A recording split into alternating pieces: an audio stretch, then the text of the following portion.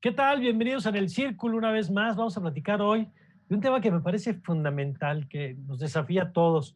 ¿Qué pasa con las empresas, la administración de empresas, la administración de personal en estos tiempos de pandemia en el que están cambiando las reglas pues de prácticamente todo? Y de eso vamos a platicar. Saludo a Arlet Leal primero, experta en recursos humanos, a quien me da mucho gusto recibir como siempre. Arlet, ¿qué tal?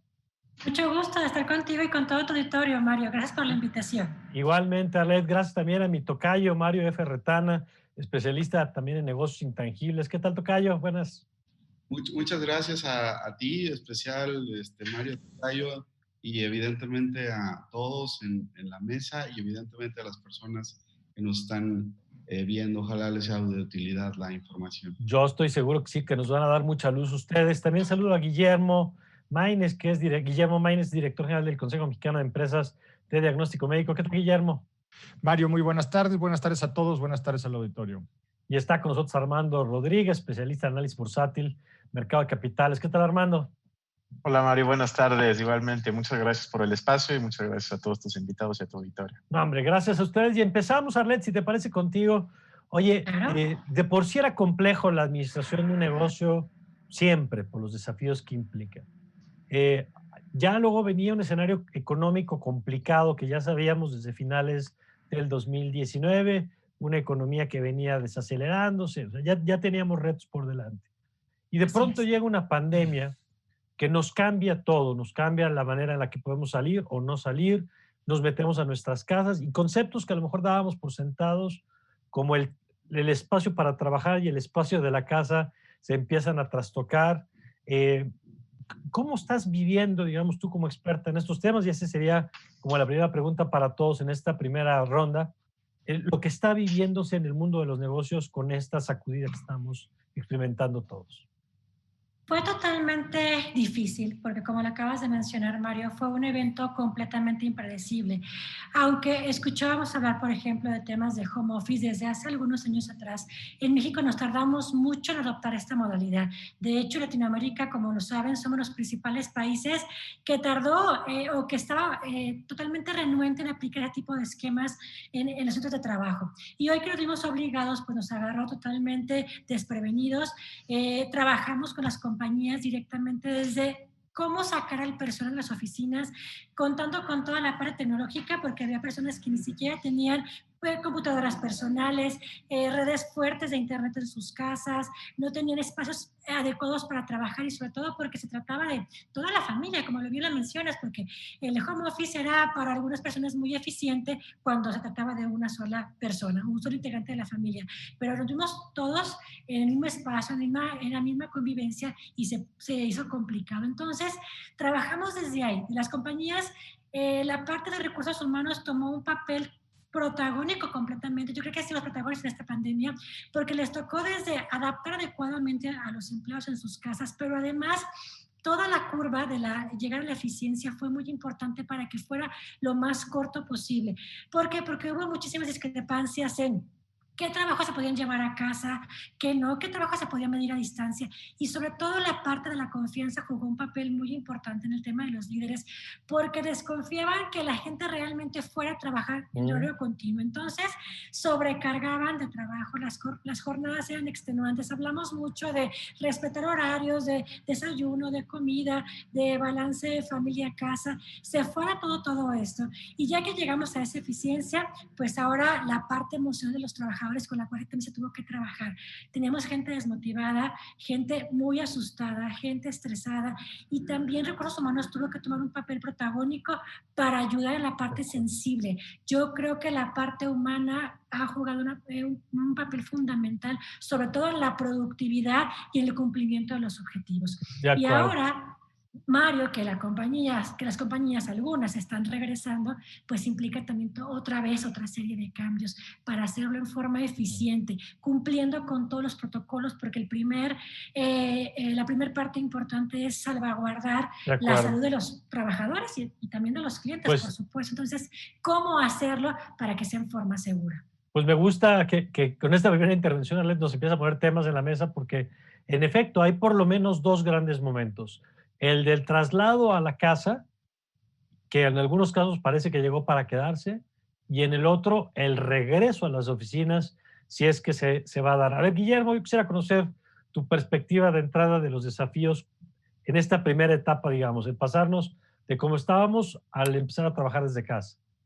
Bueno, desde el punto de vista del diagnóstico médico, todo esto que relata Arlet fue acompañado pues del enorme estrés por la incertidumbre de saber quién estaba infectado, quién podía estar infectado y cuáles son las pruebas que existen en el mercado para saber esto y cómo se usan. Y lo que hemos detectado es que hay una enorme desinformación entre el público al respecto de cuáles son las distintas pruebas que hay en el mercado, en qué momento hay que aplicárselas, cuál es la buena, cuáles son confiables, dónde hay que hacerlo. Y eso es lo que Comed ha tratado y está haciendo en estos días, de difundir esta información de la manera más didáctica y más clara posible para que todo el mundo sepa cuáles son las pruebas y cuáles son sus características. Y por otro lado, hemos trabajado muy intensamente con las cámaras y organismos empresariales para desarrollar los protocolos de la vuelta al trabajo. Ustedes han hablado de oficinas, pero es todavía más riesgoso el tema del taller, la fábrica o la tienda, sobre todo en estas actividades muy intensivas en mano de obra. Estoy pensando, por ejemplo, en la industria textil, desde luego en las labores del campo, que son muy peculiares, y en las plantas fabriles, donde tú no te puedes llevar a casa una máquina para hacer coches. Tienes que estar en la planta y tienes que estar trabajando lado a lado, y la construcción, donde la sana distancia es un mito, porque los albañiles trabajan juntos. Hemos desarrollado entonces todos estos protocolos y lo podemos compartir con quien sea porque son totalmente públicos y abiertos, paso por paso, qué tienen que hacer las empresas para dos cosas. Una, que el centro de trabajo no se convierta en un foco de infección. Dos, para que el regreso sea lo más amable posible para todo el mundo y no se vaya a generar un costo muy alto después para las empresas. Y añadiría una tercera, que es ¿cuál es ese balance costo-beneficio? ¿Cuántas pruebas hay que hacer? ¿Cómo hacemos para que las empresas no gasten de más haciendo pruebas inútilmente o en exceso, pero que tampoco se queden cortas? ¿Cuál es el tipo de protocolos de acuerdo. Selección de los trabajadores? Si quieres podemos regresar sobre eso para afinar los detalles. Muy bien. Sí, perfecto. Me encanta porque vaya desafíos y además, Guillermo, lo que nos empieza a mostrar es algo muy claro, que no todos los regresos son iguales, que no todas las circunstancias son iguales, que hay actividades de mucho más riesgo, digamos, o de mayor complejidad que otros. Pero a ver, Mario, vamos contigo, si te parece, en esta primera ronda. Lo que han dicho me parece sumamente importante. Evidentemente, este país en términos económicos produce cerca del 50-55% del PIB en relación a los servicios. A mí me tiene muy interesado el tema de los servicios.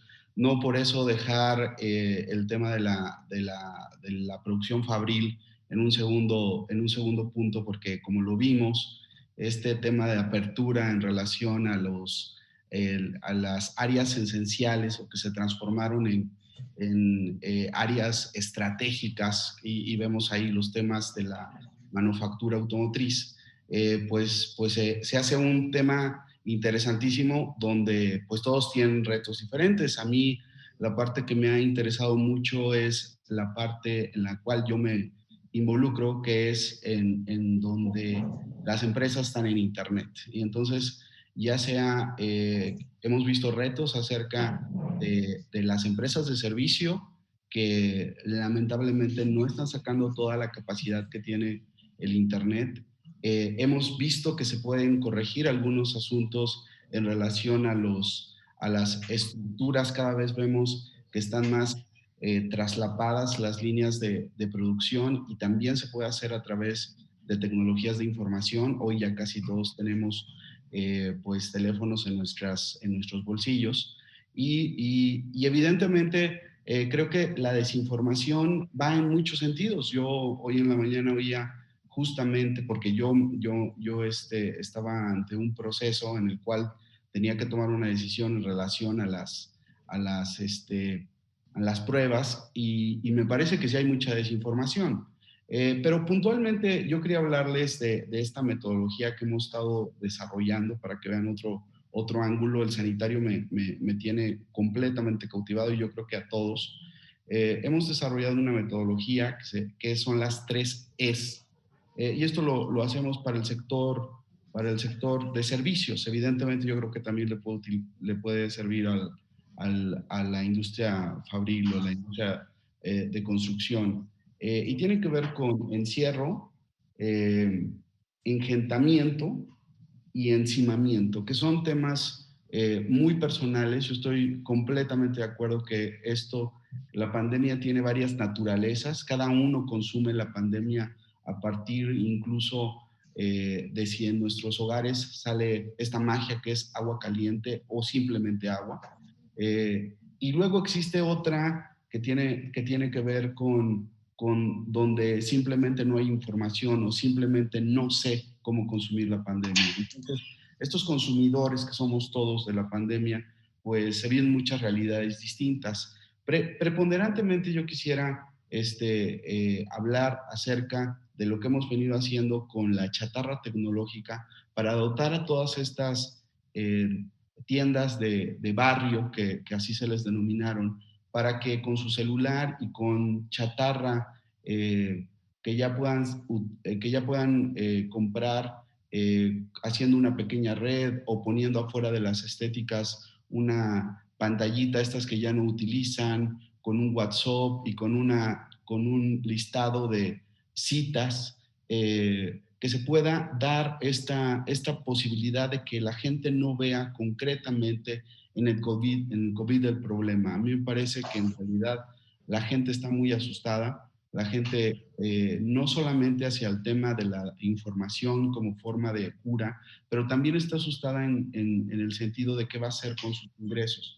Por supuesto. Y hemos sabido que la gente piensa lento y piensa rápido en términos de sacar su naturaleza, y sacar su naturaleza es no pensar en términos muy racionales, y me parece que hay mucha confusión y más en nosotros.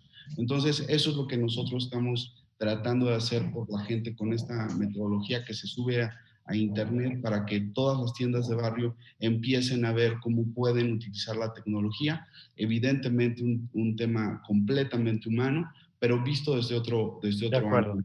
Sí, porque una de las cosas que hemos visto en otras de las mesas que hemos realizado ya en esta temporada es que el virus es el mismo, pero no afecta igual a todos, y que temas como el de la brecha digital, que ya estaban ahí desde antes evidentemente, pues hoy adquiere una dimensión completamente distinta. Lo mismo pasa, tocayo, con las dimensiones materiales, ¿no? El tema de la falta de agua, por ejemplo, en lugares, pues ya estaba ahí y ya era un problema evidentemente desde antes. Pero cuando tienes una pandemia que tiene como condición la higiene para evitar mayor número de contagios, pues se vuelve todavía más evidente, digamos, la necesidad de cerrar brechas de todo tipo. Pero vamos contigo, Armando, en esta primera revisión de los efectos, digamos, de lo que estás viendo para las empresas, en este primer recorrido que estamos haciendo, y ahorita en el siguiente segmento vamos a entrar ya a detalle a cada uno de los puntos que han ido poniendo en las mesas. Adelante, Armando.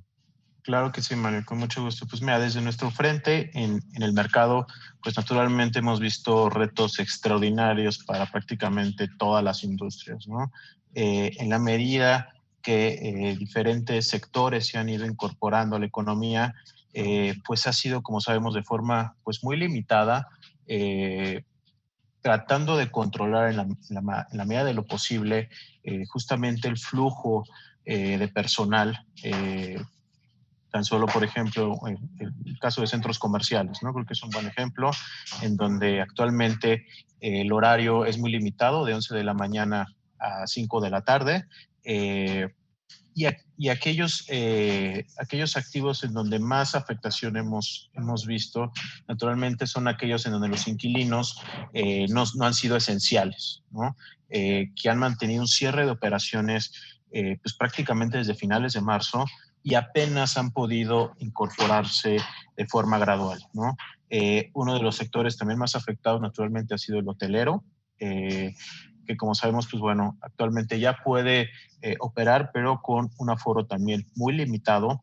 Sin embargo, bueno, de acuerdo con la opinión de muchas de las administraciones en este sector, la reactivación gradual pudiera provenir más bien del segmento de negocios más que del segmento de placer, ¿no? Entonces, es un segmento que hay que estar muy atentos, que tiene una gran estacionalidad durante el año. Típicamente los mejores trimestres del segmento para viajeros de negocios. Y que hay que ver, Armando, además, cómo se recupera, si es que se recupera, porque entre la reducción de costos y el descubrimiento de que hay muchas reuniones que se podían sostener por estas plataformas y no necesariamente presenciales, vamos a ver cuánto tarda en recuperarse, ¿no? Totalmente de acuerdo, Mario, sí, y de hecho un punto aquí muy interesante que nos compartían justamente para el segmento hotelero es que ellos veían muy probable que el segmento o el concepto de los buffets pudiera desaparecer, ¿no? Claro, Plano, por esta nueva situación, ¿no? Entonces, como bien mencionas, habría que ver cómo va a ser esta reactivación en dado caso que la haya en el segmento para viajeros de negocio y para viajeros de placer, pues bueno, todavía un poquito más lento y complicado hacia adelante. Pues vamos a hacer una pausa y regresando vamos a empezar a ver ya detalles concretos de lo que ustedes han puesto en la mesa en las dos dimensiones que ya han planteado que me parecen muy claras.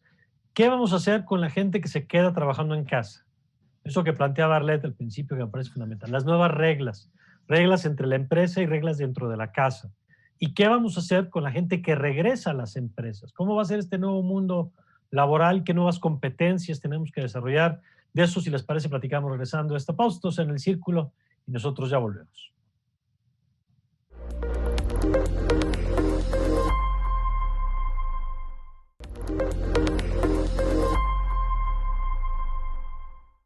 Ya estamos de regreso y a ver, en este primer bloque, en el bloque anterior, pues vimos la complejidad del tema, lo que significa desde las brechas, lo que significa en aprendizaje, por ejemplo, de protocolos con las pruebas, que ya platicaremos un poquito más adelante con Guillermo de eso. Pero Arlette, a ver, vamos a plantearnos el escenario de la gente que ya le dijeron que por lo menos lo que resta del año se va a quedar trabajando en su casa.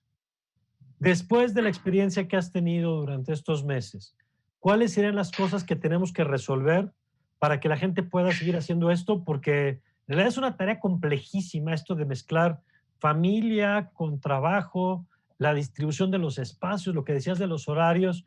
¿Cuáles serían tus lineamientos, digamos, o como la lista de cosas que tanto las empresas como los trabajadores tendrían que empezar a resolver? Hay que aprender, seguir aprendiendo principalmente, Mario, a trabajar en casa, porque a pesar de que ya han sido 4 meses aproximadamente, dependiendo de cada empresa, todavía no hemos llegado a esa parte de la eficiencia completamente. ¿Por qué? Primeramente porque pensamos que cuando toda la gente se iba a sus casas, contaba con las herramientas, lo cual lo comenté hace un momento y en muchos de los casos no fue así. Segundo, porque también pensamos que toda la gente se iba a ir contenta a trabajar en sus casas y emocionalmente no toda la gente reaccionó igual. Hay mucha gente que está deseosa de regresar nuevamente a las oficinas y que le dijeron que hasta el próximo año seguramente va a regresar y que no pueden resolver ese problema emocional de cómo hacerlo adecuadamente. Y además también la parte que lo comentas de cómo hacerlo en forma eficiente, considerando los integrantes completos de la familia. Si tenemos el espacio adecuado, la silla adecuada, porque en algunos casos nos tocó llevar hasta las sillas a las casas de cada trabajador para que estuvieran en forma cómoda. Y también el llegar a esta eficiencia en cuanto a indicadores de trabajo y el cumplimiento de los mismos, porque, insisto, se empezaron a dar sobrecargas de trabajo en forma muy subjetiva, sin considerar exactamente cuál es la carga que cada trabajador debía o requería. Déjame detenerme un poquito en varios de los puntos que estás señalando.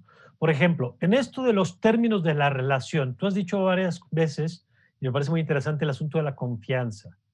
Sí. ¿Cómo establecer reglas que le permitan al empleador saber que el trabajo se realice como se tiene que realizar, pero a la persona que está empleada que le respeten horarios, porque todo el mundo se queja de que estás conectado ahora todo el tiempo en la pantalla y demandado todo el tiempo?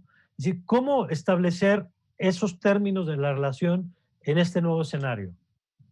Va a ser fundamental el cómo medirlos, el hacer indicadores totalmente objetivos para que no dependemos únicamente de la confianza o lo de que yo creo que la gente pudiera llegar a hacer, sino concretamente con cargas específicas, con objetivos y con proyectos es cómo se pudiera llegar a dar. Aunque como dice Guillermo, también va a depender mucho de cada puesto, a lo mejor para una oficina pues pudiera ser más eficiente, pero hay otras funciones que luego medirlas de esta forma no es tan fácil. Pero sí es indispensable, primeramente, que se respeten horarios, porque hay empresas en las que ponen juntas desde las 7 de la mañana, cuando el horario de entrada era a las 8, siguen las 7 de la noche, a las 8 de la noche, siguen con juntas, hay que respetarlos, porque la gente realmente hoy está cansada no solamente de la carga de trabajo, sino cansada también emocionalmente, y he hablado mucho de esta parte porque ha jugado un factor fundamental en el tema de esta pandemia, cansada emocionalmente, y hay que ser mucho más empáticos con toda la gente. Cada quien vive en su casa un tema familiar muy específico, muy independiente. Antes la empresa podía controlar el entorno completo en sus muros, pero hoy está extramuros y tiene que entender que cada espacio, cada quien lo vive y cada quien tiene un espacio y una vivencia completamente diferente, y así tendría que trabajar. Tú dirías, Arlet, y ahorita vamos con Mario, que también ha hablado de ese tema hace rato, pero tú dirías que el tema de la atención de la salud mental, por ejemplo, que pues no estaba, digo, estaba pero apenas tocado, me parece. Alguna vez platicamos del estrés, por ejemplo, ¿no? Y ya la norma que se estaba poniendo para medir el estrés en las organizaciones, pues nunca se habló del estrés en las casas, digamos. ¿Tú crees que las organizaciones hoy requieren capacidades, competencias, perfiles diferentes para atender estos temas? Totalmente, totalmente. Como bien lo dijiste, estábamos prácticamente iniciando el cambio a preocuparnos por la parte psicosocial de los trabajadores, y cuando llega el tema de la pandemia, yo ya de carácter urgente, porque nos dimos cuenta que un trabajador que no está emocionalmente al 100% no va a ser productivo, no va a dar cumplimiento. Entonces, hoy es bien interesante aplicar, por ejemplo, ese tipo de cuestionarios para ver cómo se siente la gente. Y hoy, aprovechando que va a ser justamente la segunda revisión de la norma 035, para ver cómo se siente la gente y cómo ha sido tratado, cómo cada quien ha vivido todo el tema de la pandemia, porque hay gente que siente que su empresa lo trató muy mal, que lo sacó sin ninguna herramienta, que no ha tenido esa comunicación, que la empresa no se ha preocupado por él. Entonces, sí hay que revisarlo. Yo creo que es el momento adecuado para poderlo hacer. Y la información que podemos obtener ahorita va a ser muchísimo más valiosa que a lo mejor si lo hubiéramos hecho en enero. De acuerdo. A ver, Mario, tú apuntabas también ya del estado de ánimo de este trabajador, trabajadora. Hablabas del temor, del estar ingentado, del estar encerrado. ¿Cuáles serían tus recomendaciones, digamos, con lo que ustedes han estado trabajando y aprendiendo, que tienen que trabajar las empresas que mantengan este estatus de esta modalidad de trabajo? Yo creo que dos cosas. Nosotros lo que hemos visto son, hay cinco personalidades de trabajador, pero me voy a inclinar solamente a lo que todos sabemos, ¿no? A estas personas extrovertidas y a estas personas introvertidas. Las personas introvertidas no solamente lo disfrutan, se han vuelto cada vez más productivos. Y ahí es cuando uno platica con ellos y a nivel de liderazgo y a nivel de en cualquier modelo de negocio, preponderantemente lo mío es el tema intangible, assets intangibles, y entonces la mente de las personas juega un papel fundamental. Y se sienten más cómodos en muchos sentidos. Muchísimo. Si estamos hablando con un programador, si estamos hablando a alguien de arquitectura, si estamos hablando de una persona que no le gustan mucho los estímulos, se encuentran en su elemento. Sí. Y estas personas han estado creciendo. Ahora, por el segundo lado, me parece que las que no la han estado pasando muy bien son las personas extrovertidas. Estas que sí les gustaría regresar al trabajo. Oye, que la vida era también la convivencia en la oficina, que era la salida, la comida, o sea, también eso es la vida, pues. Esas son las bondades, y me parece que no solamente les está pasando algo complejo, porque estas personas que son los introvertidos en nuestro mundo, en este mundo de ideas de los assets intangibles, lo que ha venido pasando es que estas personas que tienen pensamiento divergente, estas personas que de repente empiezas a platicar con ellas y ya se fueron, ¿no? Ya están hablando de otra cosa. estas personas han tenido que atomizar. Atomizar es exactamente ver las mismas paredes, ver la misma telaraña, ver el mismo manchón de algún lado. Y entonces estas personas han estado pasando de ser esto, de ser divergentes, a estar pensando convergentemente. ¿Y eso qué implica para las organizaciones, Mario? Esto es muy, muy interesante porque una persona que puede utilizar a su forma tanto el pensamiento divergente como el pensamiento divergente y convergente, es una persona que podría estar improvisando en un stand-up, risas y todo este tipo de cosas que funcionan muy bien, pero también podrían estar llegando a cierto razonamiento matemático muy claro y presentar alguna fórmula, presentar un código, presentar un algoritmo. Entonces imagínense esta ambidiastridad interesante que podría surgir de aquí. Pero lamentablemente creo que, y coincido con Arlet, van a necesitar mucho del apoyo de las organizaciones para que los departamentos de recursos humanos se vuelvan todavía mucho más competentes para entender esta circunstancia que están viviendo, pero no solamente social, sino también lo que está pasando en su mente. De acuerdo, y sacar provecho, digamos, de las competencias de esto, ¿no? Porque hay gente que en efecto su virtud está en lo sociable y de pronto pues, está cortado y está abriendo temas hasta, por ejemplo, el tema de movilidad laboral, el ascenso laboral, ¿no? Quien destacaba porque era bueno con la gente y de pronto ahora la pones detrás de una pantalla y a lo mejor no sabe muy bien dónde encontrar lo suyo. Ahora, Guillermo, tú platicabas en la primera intervención sobre el tema de lo que implica las políticas de salud para el regreso. Pero ¿qué pasa con los criterios y lineamientos de salud cuando se hace también trabajo en casa? ¿Ahí qué pueden hacer o qué les tocaría hacer a las empresas? Mira, lo que pasa es que incluso si tú te imaginas una empresa que pudiera idealmente cerrar las oficinas y que el 100% de su personal trabajara en casa, que es poco probable, pero lo sabrá. Sí. De todas maneras, va a ser muy difícil que en el largo plazo, sobre todo si la vacuna tarda en llegar, si el remedio tarda en llegar, si esto se vuelve una rutina, va a ser muy difícil que la gente mate por completo la vida social, familiar, de acuerdo, etcétera. De tal manera que va a seguir habiendo riesgos de contagio. Y por eso, y perdón que regrese a este tema, sí es bien importante que la gente sepa cuáles son las pruebas que hay y qué implican en términos de las precauciones que se nos han venido recomendando. Y esto va a tener que ocurrir porque no vas a poder no volver nunca al banco. En algún momento en el call center te va a decir, ¿sabe qué? Ya se me acabaron las respuestas, vaya a la sucursal y vas a tener que ir a un laboratorio de análisis clínicos a hacerte una prueba de otra cosa. La gente se va a seguir enfermando de otras cosas y va a tener que seguir yendo al doctor, al hospital, al laboratorio. La gente va a tener algún momento. Bueno, y la gente incluso, Guillermo, dentro de las propias casas. Dentro de las propias casas. ¿No? Porque hay quien sale de repente, a lo mejor unos no salen, pero otros igual sí tienen que salir.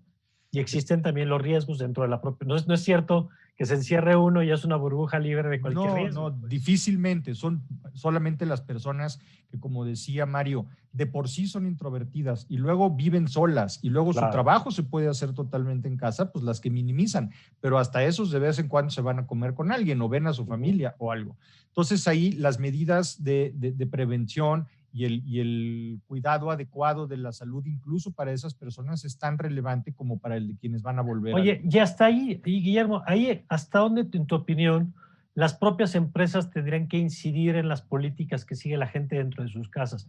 Te pongo un ejemplo. En el protocolo que se presentó para el regreso al fútbol mexicano, los primeros lineamientos no tienen que ver con los entrenamientos ni con los estadios, sino con las actividades de los propios futbolistas en su entorno. Absolutamente. A ver, de nada te sirve a ti tener un protocolo impecable en la empresa si no tienes idea de cómo viven tus trabajadores. En el protocolo que nosotros estamos recomendando y que hemos trabajado con las cámaras empresariales, se pone mucho énfasis en esto. Es decir, el tema de los cuestionarios es fundamental.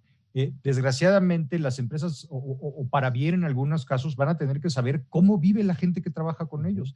Oye, ¿viven hacinados? ¿Viven 10 personas en un departamento. Oye, ¿cómo te transportas? ¿Te transportas en la hora punta, en el metro, en el microbús, etcétera? Pues de nada sirven las medidas de distanciamiento social Claro. y tal en la planta, en el taller, en la empresa, si afuera tienes una vida llena de riesgos. Cuando tienes trabajadores muy jóvenes, es muy difícil que renuncien 6 meses a ver a sus amigos y que al calor de las copas y esto se pierden las distancias sociales y de otro tipo. Y entonces lo que pase afuera de la oficina, el taller, la fábrica es relevante para el tema sanitario al regreso, y por eso tiene que ser una visión holística de la salud en lo privado, en lo íntimo, en lo público, en lo social y en lo laboral. De acuerdo. Y a ver, Armando, en esta parte ya platicaremos ahorita, ya nos adelantamos un poquito los efectos que puede tener esto, pero ¿qué pasa con los mercados con estas nuevas dinámicas? Pienso, por ejemplo, ya en Estados Unidos empieza a discutir la cantidad de metros destinados de bienes raíces para oficinas, que ya están viendo si los van a convertir en habitacionales o qué van a hacer con ellos, porque ya hay muchas empresas que, como decía ahorita Guillermo, pues descubrieron que si puede trabajar el 80% en su casa, pues ¿para qué rento una oficina de 200,000 pesos si puedo reducir los costos por el lado del espacio físico, ¿no? Entonces, ¿qué están viendo ustedes de cambios en valor de empresas a partir de esta nueva posibilidad de reasignar los espacios del trabajo? Claro, es un punto muy, muy importante el que mencionas, Mario, y no solamente para el segmento de oficinas, te hablo también para el segmento retail, ¿no? De centros comerciales, donde posiblemente va a haber también desocupaciones importantes y que también cómo se va a cambiar el formato de estos espacios que pues actualmente estaban con una importante demanda y pudieran, bueno, tener ahorita una oferta importante, ¿no? De igual forma para el segmento hotelero, ¿no? Aquí me gustaría retomar justamente los puntos que abordaban sobre la productividad, que me pareció un punto muy, muy interesante. La situación de aquellos empleados que justamente viven con familias y dada la situación también actual en las escuelas, pues la productividad se ha visto muy afectada también por la atención que debe de haber con los mismos hijos, ¿no? Que si no hay, digamos, oportunidad de tener alguna trabajadora doméstica, pues la atención del trabajador puede distraerse de forma muy importante y con ello también, naturalmente, la productividad laboral, ¿no? Entonces, creo que es un punto muy importante aquí. Y pues bueno, regresando justamente a tu punto, Mario, pues hay segmentos que se han visto también muy beneficiados, como es el mismo segmento industrial, ¿no? Sí, el quiero segmento preguntar, industrial. ¿quiénes ves ganando? Justamente el segmento industrial ha tenido una fortaleza realmente destacable, ¿no? Aquellas empresas que justamente se enfocan en el arrendamiento de naves industriales, que dan servicio al e-commerce, por ejemplo, o el segmento de logística, pues ahorita están que no se dan abasto, ¿no? No se dan abasto. Entonces, es de los pocos segmentos defensivos ante la situación actual. Oye, yo ¿no? pienso en los que también, hacen empaques, por ejemplo, ¿no? Claro, toda la parte de distribución. Tan solo, por ejemplo, hace unos días reportó FedEx sus resultados. Como saben, es una empresa global y a pesar de que, bueno, naturalmente los envíos marítimos, aéreos, sí han disminuido de forma importante, la parte terrestre más que ha compensado todos estos otros segmentos que se han visto afectados, ¿no? Entonces, es un buen ejemplo el caso de FedEx, el caso de UPS, por ejemplo, que, pues, bueno, naturalmente también aquí tiene presencia y son de las pocas industrias que sí se han visto beneficiadas por la coyuntura actual, ¿no? Sin embargo, pues bueno, como mencionabas con la parte de oficinas virtuales, y aquí me gustaría agregar que tenemos que aprender también de otras industrias que ya han trabajado, que digamos, esta situación solamente fue, digamos, como un paso natural, ¿no? Hablamos, por ejemplo, de las industrias en telecomunicaciones, que desde antes del COVID, pues ellos ya tenían protocolos ya muy bien definidos, establecidos para justamente trabajar de forma remota con sus trabajadores, y creo que son de los ejemplos que hay que tomar en cuenta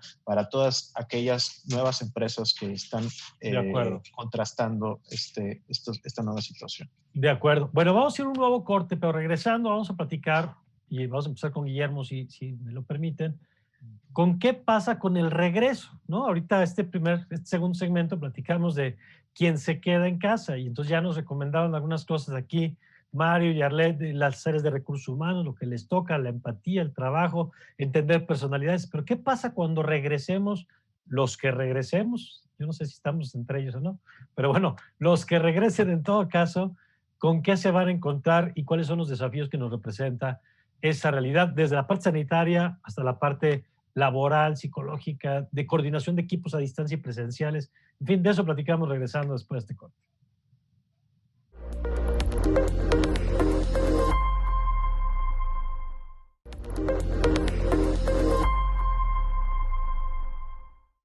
Ya estamos de regreso y platicábamos antes de la pausa los retos para quienes vayan a seguir trabajando desde su casa, desde establecer los términos de la relación entre la empresa y los empleados.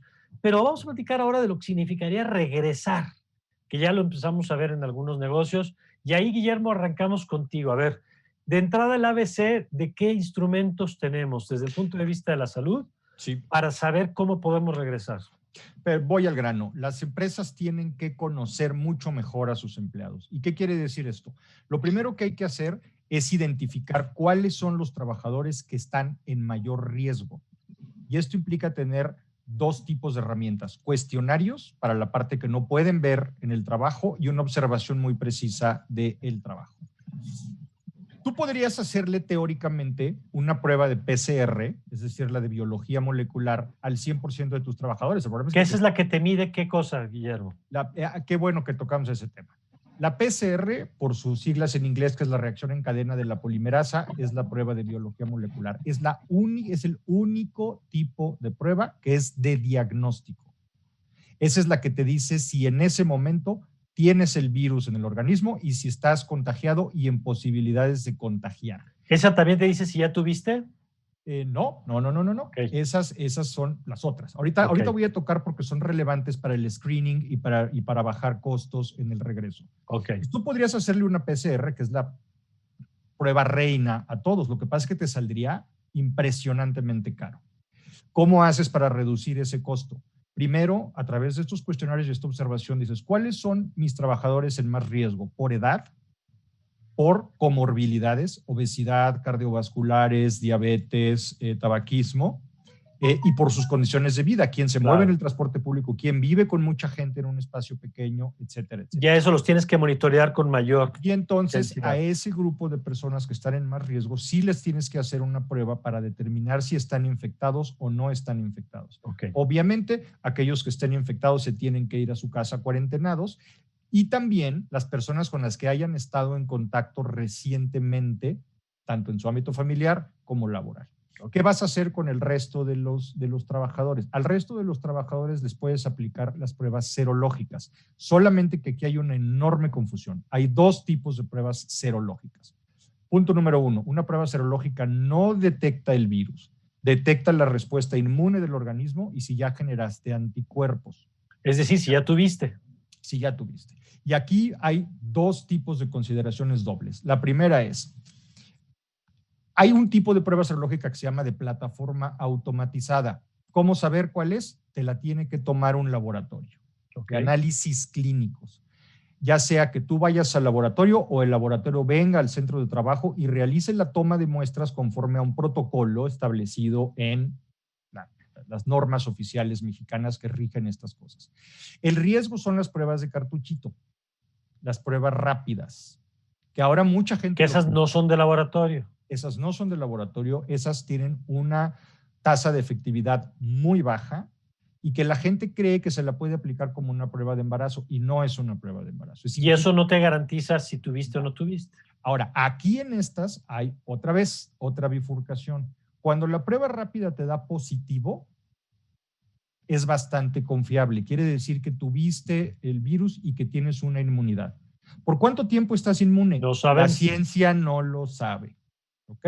Y tampoco quiere decir que como diste positivo en la prueba rápida, te puedes ir a el contacto humano eliminado, ¿no? Ahora, el problema, y en esto me quiero centrar, es cuando da negativo. Porque cuando la prueba da negativo, tienen fallas de hasta 60% de las veces. Pues puedes tener falsos negativos. y entonces tienes un falso negativo y eso es una bomba de tiempo. Es una persona que muy probablemente esté contagiada, esté asintomática y ande regando el virus por todos lados. Y cree que no tuvo. Como decía la vieja publicidad, lo barato sale caro. Vale más hacer un buen screening, un buen filtro de tus empleados, saber cuáles son los que están en zona de riesgo y ameritan una prueba más cara. Y a los otros tamizarlos con pruebas serológicas de plataforma, o sea, hechas por un laboratorio, porque ahora están vendiendo los cartuchitos en farmacias, tiendas de conveniencia, lo cual además que es ilegal porque viola la norma 0007 de los laboratorios, es un engaño al público, ¿no? Entonces, eso es importante. Y entonces no vale la pena que el empresario compre un montón de cartuchos. Si tiene 100 empleados, se compre 100 cartuchos, los aplique como si fueran caramelos y diga, están tranquilos. Vale más hacer y lo mejor, y con esto cierro esta parte, es tener la asesoría de un laboratorio de análisis clínico que esté cercano a las plantas y tal. Nosotros en Comed tenemos un mapa georreferenciado de sucursales de laboratorios afiliados al organismo que toman muestras de COVID y que es totalmente disponible al público. Pues muy interesante esto que dice Guillermo. Ahora, esa es una parte, la de las pruebas. La otra, Arlet, es y la logística y la dinámica de trabajo y cómo le vamos a hacer, porque regresas a todos, regresas a una parte, los regresas unos días unos y otros días otros. ¿Qué es lo que estamos aprendiendo de este tema? En el entendido que no hay fórmulas únicas para todos tampoco. Va a depender, como bien lo mencionas, de cada una de las empresas, de su giro, de su tamaño, de su grado de riesgo que cada una de ellas tenga para saber qué hay que hacer. Lo primero es planear. ¿Cómo vamos a regresar y que sea con una comunicación totalmente efectiva? Porque lo que estamos hoy viendo, Mario, es que la gente regresa y con un shock impresionante desde que llega y ve que hay unas colas para la toma de temperatura, para los accesos. Después llega y está toda la empresa con mamparas, cambios, horarios para comer, ya no puedes platicar. Entonces hay que tener primeramente mucha comunicación y que sea muy clara sobre qué condiciones van a regresar y quiénes van a regresar. Y también considerar lo que decía Guillermo también, de hacer un cuestionario para saber quiénes son las personas que tienen menos riesgo y que puedan regresar. Es decir, si no tienen alguna enfermedad importante, cuánta gente vive en su casa, el tiempo que van a tomar para hacer el transporte, todo eso va a tomar una parte fundamental para decidir quiénes lo van a hacer y quiénes no. Y empezar a trabajar con equipos híbridos, Mario, que también es toda una estrategia. El saber coordinar estos grupos, hacerlo en forma efectiva. ¿Híbridos es parte presencial y parte a distancia? Exactamente. Okay. Y saberlos coordinar, controlar y que la gente no se sienta por el que fue y por el que se queda. Y sobre todo la parte, vuelvo a comentar, y también lo expuso Mario Totocayo, la parte emocional. Que la gente está regresando con mucho temor, con esa parte de incertidumbre. La empresa realmente sí está cumpliendo con las medidas de seguridad, sí voy a llegar y la empresa me va a cuidar, si me pasa algo, ¿qué va a hacer la empresa? ¿Cómo va a responder? Entonces es también un trabajo de mucha comunicación con la gente en el sentido de que sientan seguros en esta parte del regreso. Entonces va a ser fundamental la parte de la comunicación, la parte de los protocolos, el cumplimiento de todas las medidas de seguridad que adopte la empresa y pues por supuesto el manejo del día a día en el trabajo, de los horarios, de los equipos, de cómo se van a turnar y qué puestos regresan y qué puestos no. Y Mario, ¿qué agregarías tú a esto, a esta parte del regreso, de la parte física? A mí me parece una de las cosas interesantes justamente esto de los equipos híbridos, porque por ahí una cita decía que los humanos amamos nuestros rituales, somos avaros cognitivos, no nos gusta aprender en una parte de nosotros, ya dependerá de muchas cosas, pero amamos nuestros rituales y lo que vino a pasar con este confinamiento fue que nos los quitaron y a lo largo de este accidentado tiempo que ha sido también durísimo para algunos otros, para algunas familias, porque ha sido oscuro, creo que este laboratorio social que ha estado pasando nos va a regalar nuevas prácticas de negocio y estas nuevas prácticas de negocio van a ser los escenarios, yo coincido con Arlet, híbridos, no solamente en el tema de los equipos, sino me parece que esto que antes no era posible, que era muy básico poder tener una charla entre 5 o 6 personas a través de alguna plataforma, hoy lo estamos adoptando como la cosa más regular del mundo. Por ahí hay algunos memes que dicen, oye, aquel que llega tarde inclusive a la junta en Zoom, ¿no? Entonces, hay cosas de la productividad que creo que nos las vamos a quedar, y este laboratorio todavía va a dar para más. Espero que sean cosas positivas que negativas, y también me parece que va a retar mucho más consistentemente a los boards en relación a la innovación y en relación a atender aspectos éticos de la normatividad que hay que asumir con la gente, porque sí, en algunos casos nos enteramos que la persona no estaba dando el desempeño correcto y aparecía en el Zoom con algún golpe, o nos enteramos que un pariente o una persona de la persona con la que trabajamos murió, o una persona vivía en un lugar que no tenía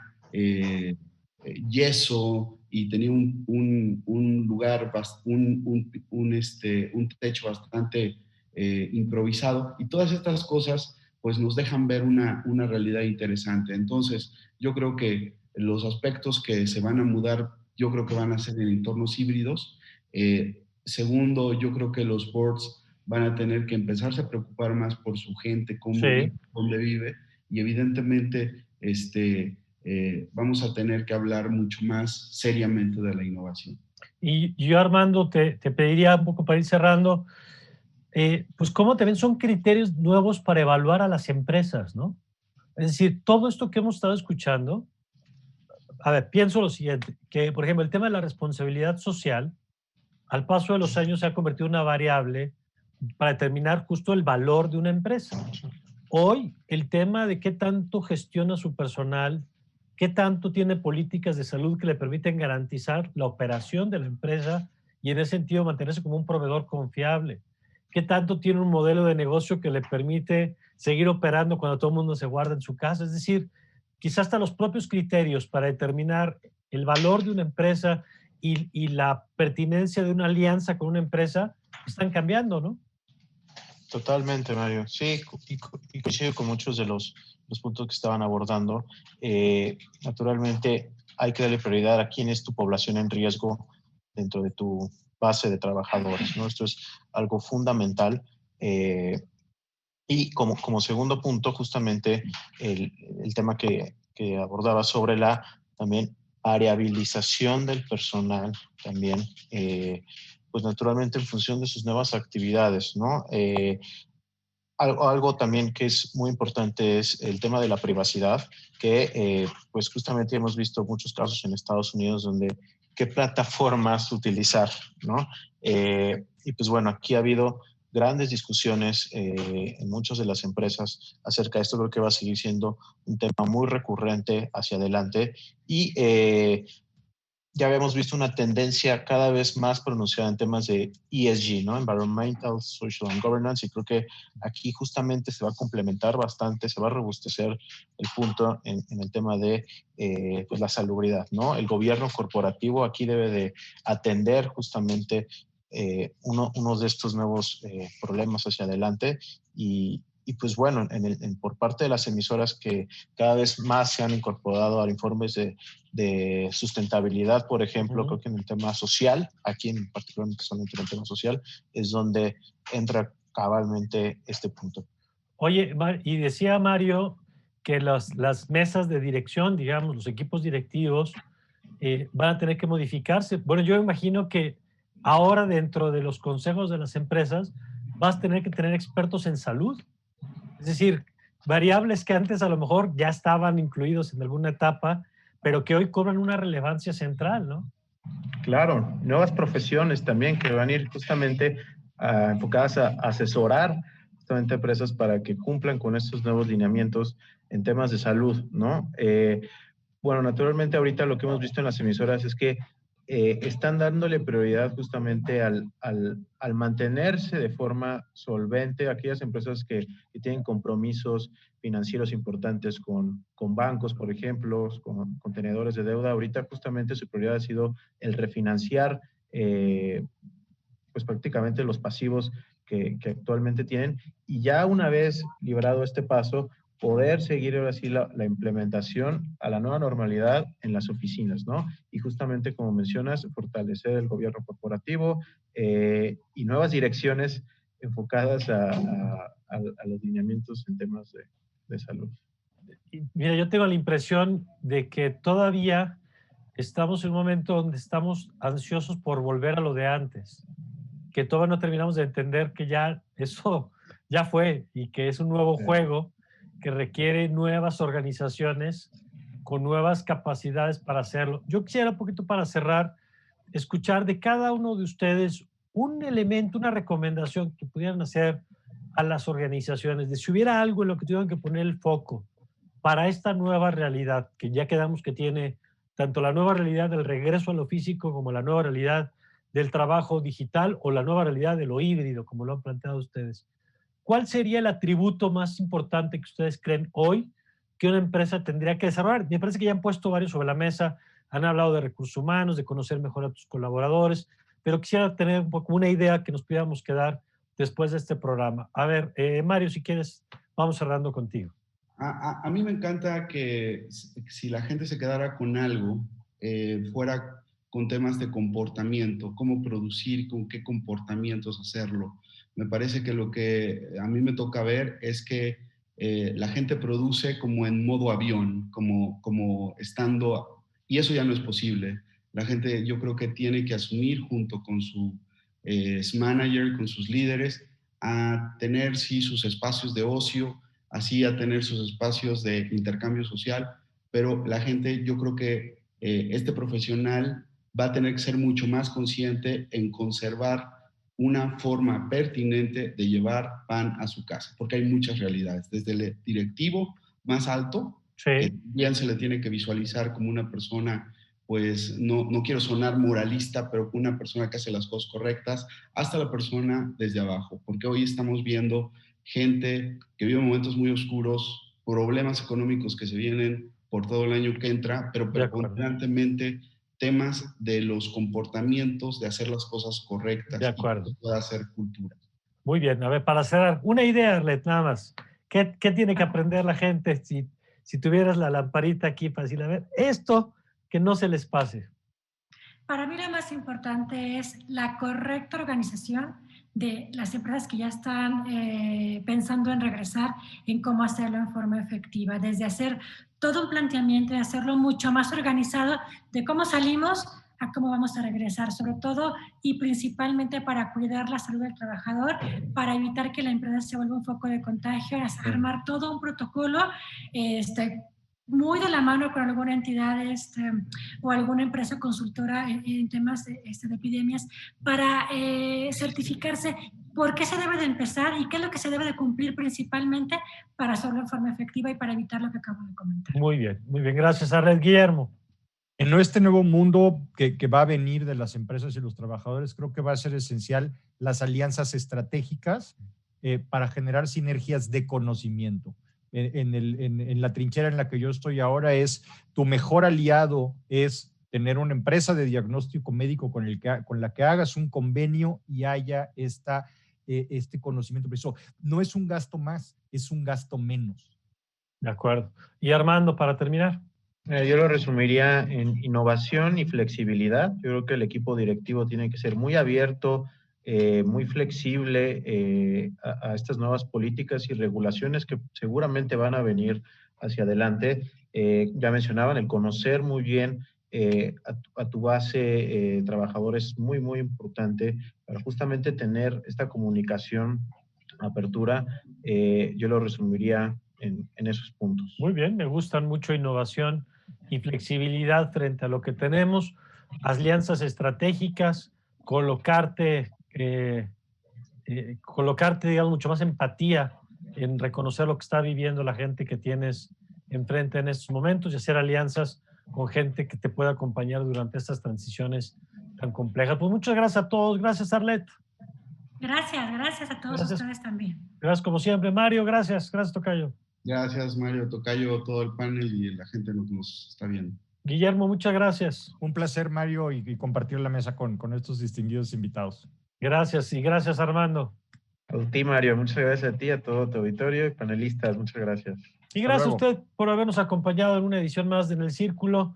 Seguramente usted conoce a alguien que tiene una empresa que le puede ser útil, que participa en una empresa y que le puede ser útil esta información para entender mejor lo que estamos viviendo hoy y los desafíos que tenemos por delante. Siga con la programación de Justicia TV, comparte este programa si le parece relevante a través de sus redes sociales y nos vemos pronto en una nueva emisión de En el Círculo. Yo soy Mario Campos y le deseo como siempre que tenga usted un magnífico día.